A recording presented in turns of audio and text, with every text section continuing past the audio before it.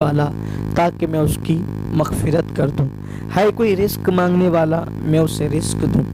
ہے کوئی مصیبت زدہ وہ مجھ سے فریاد کرے، مجھے میری بارگاہ میں گڑ گڑائے، میری بارگاہ میں عاجزی کرے تاکہ میں اس کی مصیبت دور کر دوں۔ آپ دیکھیں اس وقت پوری قوم کس طرح مصیبت میں گرفتار ہے، رزق کے معاملے کو لے کر پریشان حال ہے، بلکہ اس وقت جو مشکلات، جو پریشانی، جو بلائیں ہیں، یقیناً قرآن مقدس کا اگر مطالعہ کریں تو یہ بات، اور احادیث کا مطالعہ کریں تو پتہ چلتی ہے۔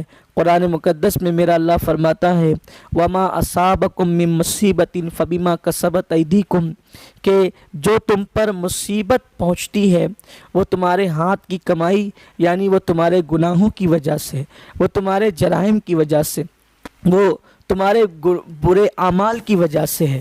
آپ دیکھیں کہ اس وقت جو وبائی مرض پھیلا ہوا ہے، شرق سے لے کے غرب تک، شمال سے لے کے جنوب تک ہاہاکار مچا ہوا ہے۔ لوگ ایک دوسرے سے دور ہیں، لوگ ایک دوسرے سے جو ہے وہ فاصلہ بنائے ہوئے ہیں، بہت سارے لوگ بھوک سے بلک رہے ہیں، بھوک سے تڑپ رہے ہیں۔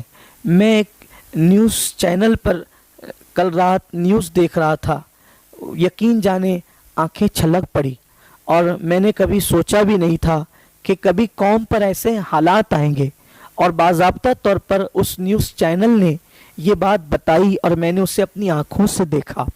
یہ کہ لاک ڈاؤن کے اس ماحول میں دو عورتیں ہیں جو گزر رہی ہے، اور سامنے سے ایک کتا روٹی لے کر کے جا رہا ہے، اور پھر وہ کتا منہ میں روٹی پکڑ کے لے جاتا ہے اور وہ کتا روٹی چھوڑ دیتا ہے، تو وہ عورتیں اس کتے کو بھگا کر کے خاموشی سے ادھر ادھر دیکھ کر اس روٹی کو جو ہے وہ اپنے ہاتھ میں اٹھا لیتی ہے۔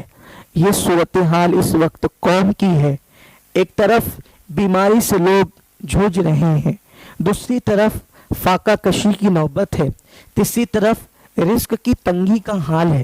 ان سارے حالات میں جب کہ لوگ گھروں میں مقید ہیں، حالانکہ لوگوں کو گھروں میں رہنا بھی چاہیے، ہمارے علماء کی طرف سے، ہمارے مشائخ کی طرف سے، علماء اہل سنت کی طرف سے شروع دن سے یہ بات کہی جا رہی ہے کہ ہم اللہ کی رحمت سے نا امید بھی نہیں ہیں، ہم بیماری سے خوفزدہ بھی نہیں ہیں، لیکن ہم یہ بھی کہتے ہیں کہ ڈاکٹروں کے مشورے پر عمل کرو، ایک دوسرے سے فاصلہ بنا کر رکھو، اپنے ہاتھوں کو دھوتے رہو، وضو کرتے رہو، صاف صفائی کا خیال رکھو۔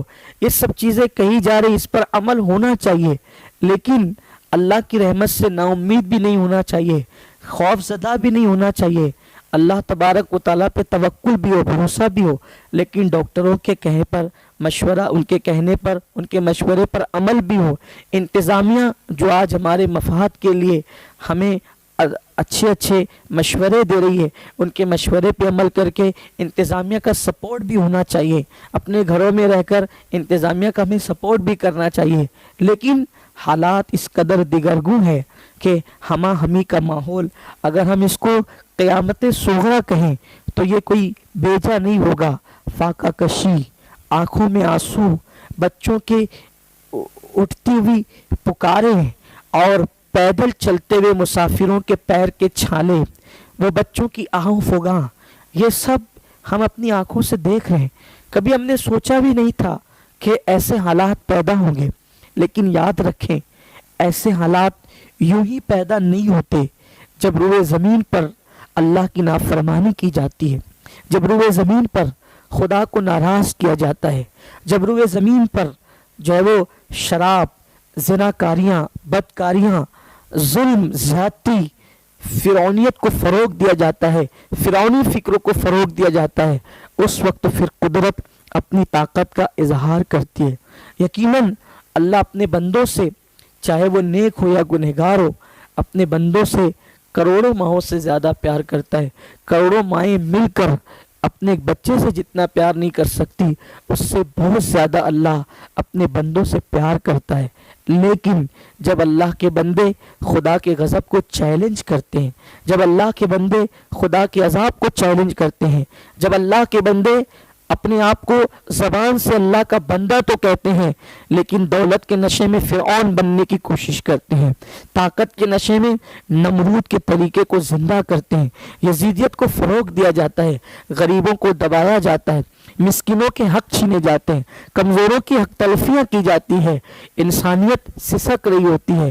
حقوق انسانیت کو جب پامال کیا جاتا ہے تو چونکہ اللہ کا اعلان ہے الخلق عیال اللہ کہ مخلوق اللہ کا کنبہ ہے، اور جب اللہ کے کنبے پر کوئی ظلم کرتا ہے تو پھر قدرت اپنی طاقت کا اظہار کرتی ہے۔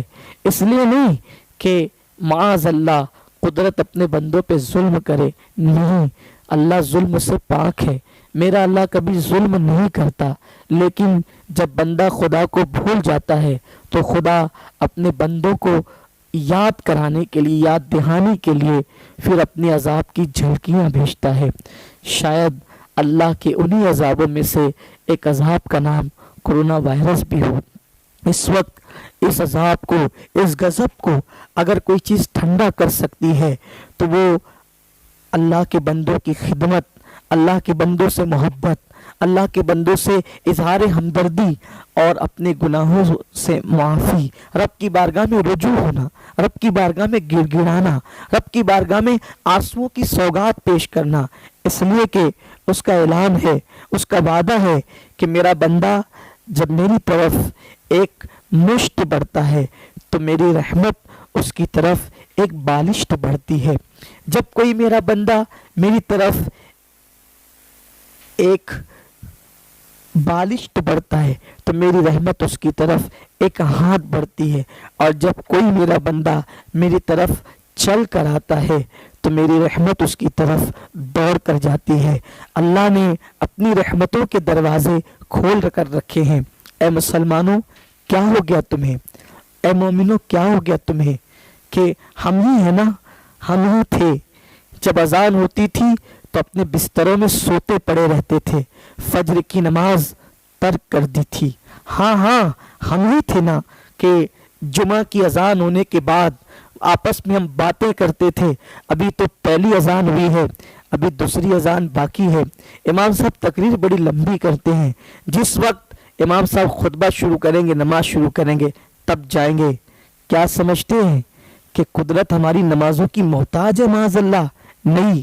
دیکھو آج قدرت نے بتا دیا کہ جب ہم بلاتے تھے تم نہیں آتے تھے، آج تم آنا بھی چاہو گے، ہم تمہیں آنے نہیں دیں گے۔